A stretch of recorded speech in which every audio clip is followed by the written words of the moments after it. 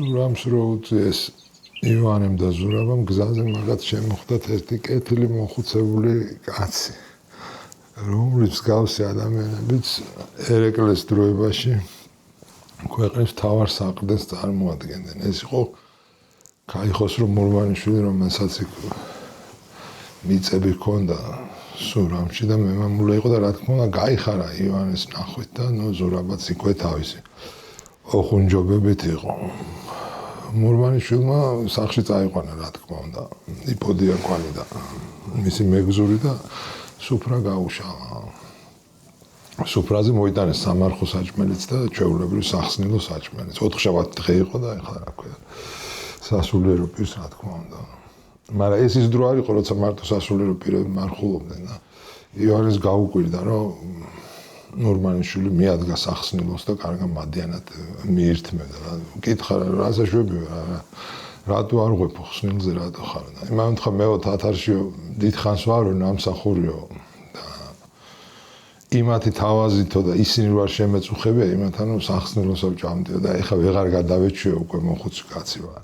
ამაზე დიდი რა ქვია ლაპარაკი ატყდა მე მურვანიშვილს ერთხანს ემსახურა ყაზახში მოურავად. ეხა უცნაურობა ის არის რომ ასეთი ძნელბედობის დროს საქართველოში შიდა ომების დროს უკვე მერე როცა ერეკლე კახეთის მეფე გახდა თეიმურაზი მამამისი ქართლისა იმდენი მოახერხა კახეთმა რომ რა ქვია აქეთ მოიერთა ტერიტორიები მიუხედავად ამ შიდა არეულობისა და გართულებისა გარეთ საქართველოს თითქოს საქმე ყოველთვის კარგად ქონდა და ასეთი რა თქმა იყო ყაზახის მიწები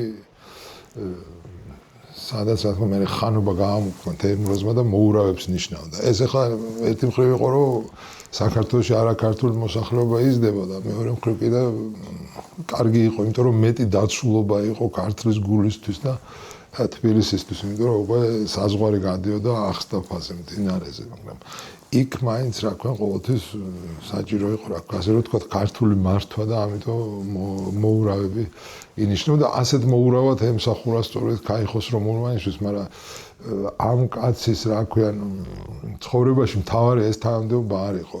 ეს იყო ერთი ესეთი რა ქვია გამორჩეული გმირი ერეკლეს დროის. ისეთი როგორც მაშინ სხვა შორის ბევრი იყვნენ და დროის შედარებითი სიახლოვის გამო ბევრი ამათგანის სახელი ვიცით თქვათ მე უკვე გოგია ფითრელიშვილი და რა ქვია გორჯასპი ნათალიშვილი ასეთი იყვნენ ეს ადამიანები არა პირველი რიგის თავადები არა არც მეორეს თქვათ შეიძლება უბრალოდ აზნაურები რომელიც წლების მანძილზე მონაწილეობდნენ კახეთის მეფეების ყველა ომში.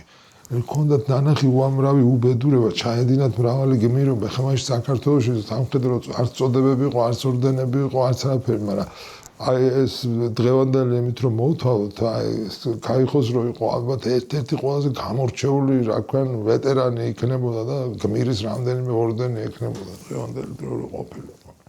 ასეც უთხრა, რა ქვია, კაი ეს ხსნილიო გავიგე რომ წოდვაო, მაგრამ ამ წოდოს არ გადაფარავს ჩემი 55 წლის სამსახურიო უთხრა. 55 წელიწადი მეფე ერეკლესთან ვიყავი. საერთოდ საოცარია რომ ეს არის უკვე მე-19 საუკუნის დასაწყისი და ასეთი კაცი კიდე ცოცხალია. კიდე ცოცხალია და იქ რაღაცას ცდილობს იქა სურამში ხო და რაც თავარია ესეთი არა უშვილძირო კაცია მთელი ცხოვრება ამ ომებში და მაშინ აქ გატარებული რა ქვია სამსახურში და ეუბნება რომ აქ ჩამოვედიო სურამში ეხლა ალბათ მალე მოვკვდები შვილი მე არ ამყავს ძირო და მინდა მიწები კარგად დავანაწილო ძმებში და ძმისშვილებში რომ არ მოხდესო რა ქვია მე რო აღარ ვიქნები ასეთი კაცი რა ქვია კეთილი და 50 ისეთი ომი მაქვს გადახტილიო ივანეს ეუბნება რომ რა ვიცი და ყვება საქართველოს ისტორიას დაახლოებით ახლა რომ გითხეთ კაცი რომ დაждდეს და 5 წუთში მოყვეს მთელი თავისი ცხოვრება აი ესე ყვება ამ ამბავს სად ყოფილა და სად უომია და ნამყოფია ყველგან სადაც მეფე ერეკლე ყოფილა ბოლომდე ეს ასპინძა და ეს გასაკრწანისის ომშიც კი არ ამყოფი უკვე ძალიან ხნიერი იქნებოდა ისე როგორც ერეკლე და რა ვიცი მე აზატ ხანთან აჯი ჩავთ ყველა აი ამ ომში ეს კაცი ნამყოფია და ყველგან ასე ვთქვათ სახელი მიშოვნია ეუბნება ასეთ ხალხზე აი რა ქვია მოსახლეობის ნაკლებობაში გაჭიროებაში სულ რაღაც ხალხის ძებნაში აი ასეთ 300-400 ასეთ ადამიანზე იდგა ერეკლეს დროის საქართველოს როცა იყო ომი, იმიტომ რომ ეს ხალხი იყო ბირთვი, ასე რომ ვთქვათ, პროფესიონალი ნამდვილი მეომრები, რომელიც მაშინ არც რა ქვია, ასაკი იყო ამისთვის დიდად განსაზღვრული, თუმცა რო აღარ შეეძლო კაცომი, აღარ შეეძლო, მაგრამ აი ესეთი ხმლის ოსტატები და რა თქმა უნდა ალბათ სამხედრო ტაქტიკის და დიდი გამოცდილების და ყველანაირი ომი შეეძლოთ ისეთ ადამიანებს, როგორც იყო სწორედ ეს ქაიხოს რომ მურვანიშვილი. იქ ომებს რო ჩამოთვლის ესა ყველა ომია რაც კი რა მნიშვნელოვანი ყოფილა და ისეთი სახელოვანიც როგორც არის თქვა ასპინძა და კიდე ამ დიდ ლეკებთან ასე ვთქვა ომები, თორე ის იმასაც ყვება რა ქვია კიზიხში სად რამდენი ლეკი გადაურეკია და სად როგორ მას უქნია რა ქვია. მაგრამ ამათ შორის ის ასახელებს აბდულა ბეგთან ომს. ეს არის საქართველოს ისტორიაში ერთ-ერთი ყველაზე გადამტეხი და მნიშვნელოვანი ომია. ისეთი, რომელმაც საქართველოს, ასე ვთქვათ, დღემდე დაუბრუნა თბილისი. ერეკლეს თავის ჭკუასთან, მოხერხებასთან, გამოცდილებასთან, სიმამაცესთან, მრავალ ესეთ გაითვისებასთან ერთად სულ თან დასდევდა იღბალი და ქულბედი. აი, რამდენჯერმე იყო მისი მეფობის დროს განსაკუთრებით პირველ ნახევარში ხდებოდა რაღაცა ამბავი, რომელიც წამოწყებული იყო სულ სხვა რამის გამო და მე თავდებოდა დიდი და კარგი ამბით სულ სხვა მიმართულებით. ასეთი იყო მაგალითად აბდულა ბეგის ამბავი, რომელშიც ერეკლეს ჩაერთო და საბოლოოდ ამან მოიტანა თბილისის გათავისუფლება და თბილისის ქართველებისთვის დაბრუნება. ესეთი ამბავი იყო. ირანში როცა აირეოდა ხოლმე ვითარება და ეს ჯერ კიდე ნადირ შაჰის ბოლო წლები ასე რომ ვთქვათ, ნადირ შაჰი ითხოვდა ძალიან ბევრ გადასახადს და ამის გამო აწყობდა საშინელებას. მაგალითად თბილისში ვინც ხანები ყავდა დანიშნული, აქედან საჭირო გადასახადი ვერ მიიღო. მირზა იბრაიმი იყო მთავარი ამაჩი თბილისის ციხეებში ვინც იჯდა. ესენ დაიბარა იქ და რომ მოусმინა და შესაბამისი ანგარიში ვერ მიიღო, ნახევარს თვალი მოთხარა და მირზა იბრაიმს ორივე თვალი და გამოაგზავნა უკან, ასე ვთქვათ, ქართლში. ეხლა თქვენ წარმოიდგინეთ ეს რა სანახავი იყო თვითონ ქართველი, ეხლა თეიმურაზი უკვე ქრისტიანი მეფე ნაკურთხი ზის თბილისში, მართავდა სპარსელების იმით რა ქვია. ჯარით განშემორტყმა, მაგრამ ეს რა სანახავი, ესე იგი ის კაცი ჩვენი მთავარი რა ქვია, ყენი რა იმაზე განწყობაზე. ამის მერე ეს კიდე ითხოვდა ამ გადასახადებს და თეიმურაზმა შეთვალა უარი და წავიდა და ანანურში დადგა. ნუ ერეკლე ამ დროს რა ქვია, ასე რომ ვთქვათ, კახეთში იყო. ხო, ნადირ შაჰმა იფიქრა და მაინც ომით არ წამოვიდა და უთხრა რაღაც შენი შვილი გამოუშიო. თეიმურაზმა თქვა რომ მე შენ აღარსად აღარ გაგიშვებ. ერთხელ უკვე გაგიშვი მაგასთან ახალგაზრდობაში, მეტი არავინ არ მყავხარო. შენ რო მომიკვდეო და დამეღუპო იქ ან გადამივარდეო, რომ გადავარდებოდი, აქედან რა გამოვაო. და თქვა რომ მე თვითონ წავალო, როგორც ხდებოდა ხოლმე. ხა თეიმურაზ ქართლის მეფეა მოიხსენება და წავიდა და ქართლის საქმე საერთოდ ესე აი ჩვენთან ტერმინი რომ ქართლის ამბავი ეკითხებოდა, ესეთი ის არის რა ქვია ხოლმე ჩვენ მადიანებში ყველა დროში და ვისაც ეკითხება ის კაცი უნდა დატოვოს ასეთ დროს და დატოვა აბდულა ბეგი. აბდულა ბეგი, რომ მარტივად თქვა, ანტონ კათალიკოს ღვიძლი ძმა არის, იასეს შვილი, არჩილი, ოღონდ გამუსლიმებული და რა თქმა უნდა დინასტიურად ქართლის მეფობისთვის პრეტენდენტების მწკრივშია ისა, ხო? აბდულა ბეგი ცხოვრობდა სამშვილდეში, ყავდა დიდი ჰარამხანა და დიდად ანაფერზეც და მაგრამ მიხვდა ეხა ეს რომ თეიმურაზი წავიდა და როგორც იცით, იქ წასული ბევრი მინახავს და მობრუნებული უკეთეს შემთხვევაში ცოტა, ხო? და აბდულა ბეგმა იფიქრა რომ ბოლო ეს ჩემი ქართლი დამებრუნდა ესე მე ქართლელი ბაგრატიონი ვარ და ერეკლეს მისწერა რომ შენ არაფერს გემართლებიო, კახეთი თქვენი იყო და თქვენი იყოს და ქართლში ახლა მე ვარო. ლეკები იქირავა ბევრი და მოიყვანა სამშვილდეში და დადგა იქ ლეკებთან ერთად. ბევრი ლეკები ისეთი რა ცნობილი ბელადები იყვნენ, როგორც ჩანს მაშინ. ერეკლემ რა თქმა უნდა უარი შემოთვალა, ხა ეს მამამისმა იმას კი დაუტოვა ეს საპატრონო ქართლი, მაგრამ ერეკლეს პატრონია ხო რაღაც ის. მოვიდა და სამშვილდის აღება ნუ არ გამოვიდოდა რა თქმა უნდა იმ ძალებით და იმით შემოეწყო და არაფერი, მაგრამ ეს მოახერხა რომ სხვა ლეკები იქირავა. და ამ ლეკების ბელადები შეუგზავნა აბდულა ბეგის ნაქირავე ბელადებს და მოელაპარაკენ ის რომ არ გინდა თუ არ არის მართალი საქმეო და წამოდითო და რამდენიმე წამოვიდა რა თქმა უნდა თავისი ჯარი. წამოვიდა ერეკლე და მოვიდა დადგა თბილისში. თბილისში ამ დროს ორი მთავარი ციხეა ვიცით ჩვენა, არიყალა ვიცით და მეტეხი და ორივეგან სპარსელებით განა და სპარსეთი ამ დროს უკვე არეულია ნადირ-შაჰი მოკლეს თეიმურაზი იქ აგვარებს რაღაც საქმეებს თავისთვის უკეთესად გამოძრეს იქ ერთი პრეტენდენტი მეორე ხანს მეორე როგორც სამოქალაქო ომია რა ქვია და მე ბოლოს მოდის ქერიმ-ხან ზენდი რომელიც ისე თავმდაბლობად თავის შახს არ ეძახდა მაგრამ ნუ ეს რა ქვია თეიმურაზი ჯერ იქ არის ერეკლე მოვიდა და გაჩერდა თბილისში თავისი ხალხით ნუ აი იქ ორი სპარსელები რას იზამენ და ვისკენ იქნებიან არავინ არ იცის მაგრამ რა ქვია ეს აბდულა ბეგი ამ სპარსელებთანაც რა თქმა უნდა გაბმულია მიმოწერაში ამბავში და როგორც ჩანს მათი რაღაცა სიმპათიებიც იყო აბდულა ბეგის მხარეს უფროს ან რა ვიცი აბდულა ბეგს ფული ჰქონდა როგორც ჩანს წავიდა და იქ აზერბაიჯანში იქირავა ჯარი ან ეთხოვა ჯარს 8000 ავღანი მოიყვანა და იალღუჯაზე დააბანაკა და წამოვიდა თბილისზე და კოდაში მოვიდა და ერეკლეს შემოუთვალა რომ დატოვე ქალაქი მშვიდობიანად გასო ბიძაშვილები ვარ და რას გადამეკიდევა ეს ქვეყანა ხო იცი ჩვენიაო რა ქვიან ქართლელი ბაგრატიონი ერეკლემ უთხრა რომ შეუთვალა რომ მკვდარს გამიყვანთ ამ ქალაქიდან ეს არის რაღაცნაირად გარდამტეხი მომენტი ამ ამბის რომ არ გავიდა იქიდან ამჯობინა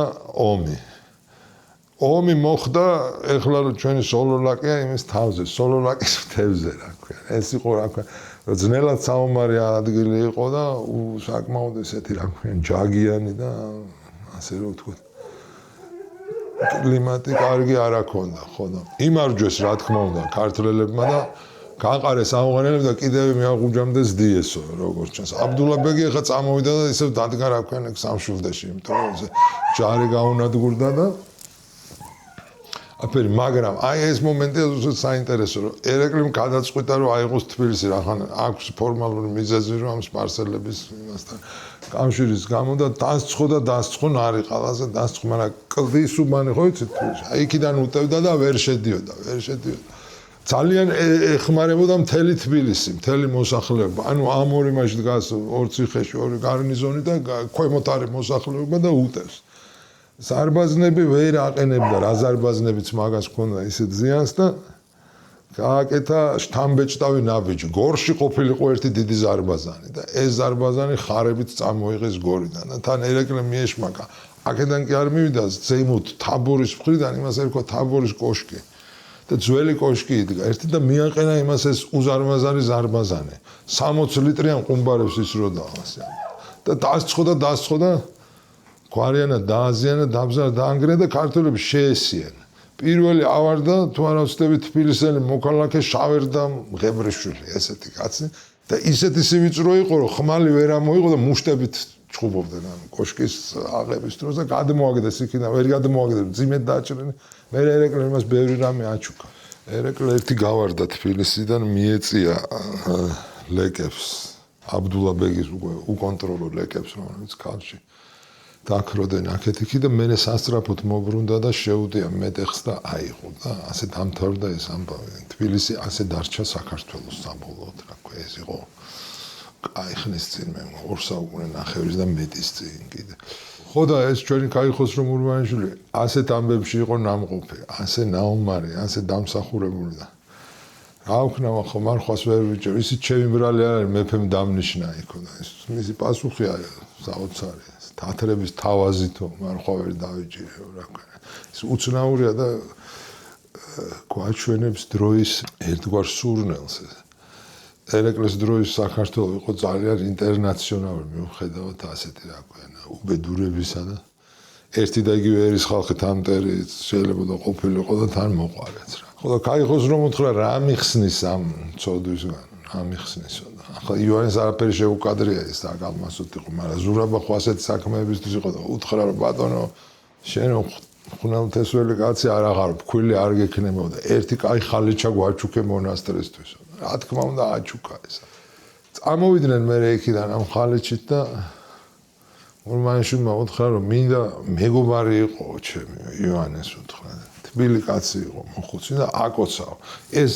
ერთადერთი ამ მოგზაურობაში რომ იოანეს ვინმე კოცნის რა ასე ყველაზე გამოცდილი დაღლილი გაუბედურებული და ესეთი მაინც სახელოვანი და ძლიერი და მაგარი ქართველი რომელიც შეხვდა ამ კაცს ამ გზაზე ალბათ სწორედ ეს კაიხოსრო მურმანიშვილი იყო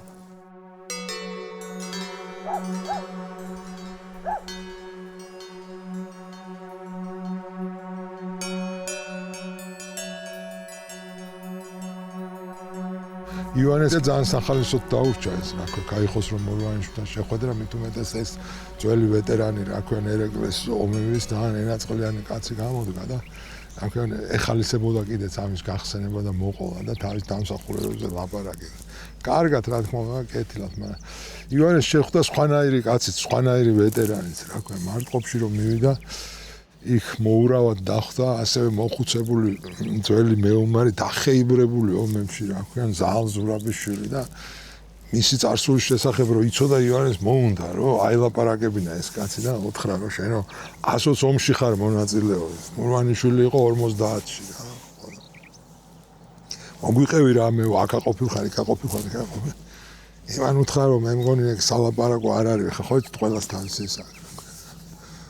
ერთს ეხალისებოდა, მეორეს არ ეხალისება, შეიძლება იმას მეტი რაღაც ტკივილი და განცდა ქონდა, საერთოდ მიაჩნდა ეს რომ რაღაცა არ არის თავმდაბალი რა და უბრალოდ უთხრა ადექ ხა წავიდეთ სადილათო და წავიდნენ სადილათო.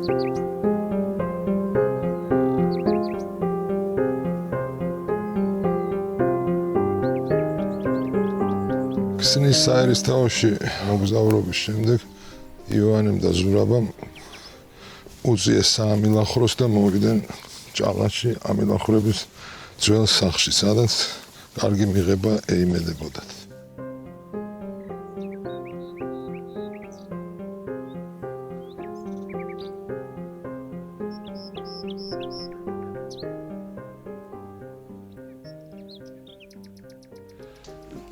ივანეს და ზურაბას აქ დაუხდათ ერასტი ამილახვარი, რომელიც ისინი კარგად მიიღო, მაგრამ ივანეს რო შეხედა და თავზე ეს უშველებელი დოლბანდი ქონდა წაგრული, კითხა ეს რა მიტრა დაგიხურავს თავზე, ესეც ერთი მაშინდელი იუმორის რაღაცა პატარა სურათია. ივანემ რა თქმა უნდა მოუყვა რაც გადახდა ქსნის ერისთავის მამულებში, სადაც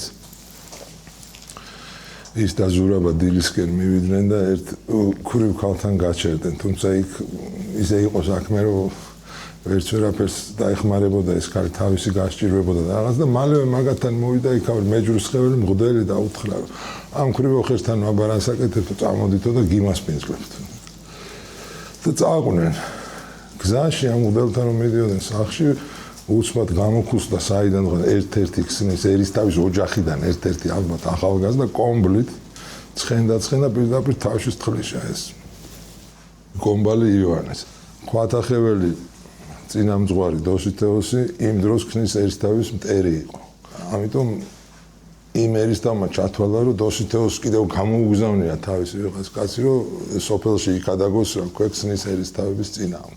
ნუ როგორც იყო მე გამოასწრეს ამათ ამილახვრებთან აღარ მოაღწიეს და მოვიდნენ, ეს არ იყო მტრის სახლი, ეს იყო რა ქვია შინაურის სახლი და იქ კარგად მიიღეს და ამ დროს მოვიდა ამილახვრების სახლობიდან კიდევ ერთი კაცი, ახალგაზრდა კაცი იყო გიორგი, რომელიც ასევე გადაირია და ხუმრობაც იგივე გამოუვიდა, რომ ეს რა კუკულ ბარტყულა დაგიდგავს თავზე მამა უთხრა და ისევ ხელახლა ამას მოუყვა. მოკლედ ამას აღარ შეყვნენ და დიდად ქსნის ერისთავების ლანძღოც არ ყოფილა.